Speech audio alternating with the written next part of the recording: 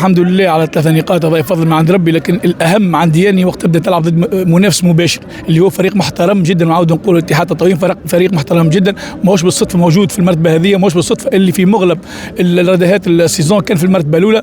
لكن كي نشوفوا احنا تلقى روحك تلعب ضد الاتحاد التطاوين، انت بار اوبليغاسيون دو ريزولتا، وتلعب في بلادك وانت مطالب تصنع اللعب، ونشوفوا في البريسيون هذه، نشوفوا الكاليتي دو جو اللي صارت اليوم، ونشوفوا الفرص اللي جبناهم، ونشوفوا معناها الفوليوم دو جو اللي عملوه الاولاد. ما نجم يكون كان نشكر الولادات نتاعنا على المردود اللي قدموه، على الجرينتا اللي كانت موجوده، وعلى الاجريسيفيتي اللي كانت موجوده.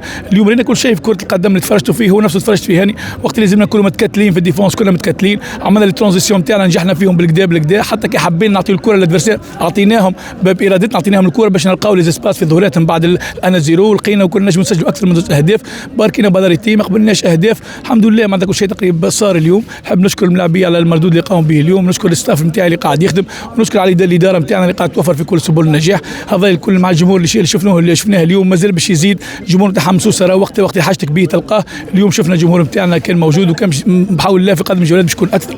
الحمد لله ان شاء الله الصعود ما نجموا نحكيوا عليه، كان وقت اللي يكونوا حسابيا في الرابطه الاولى.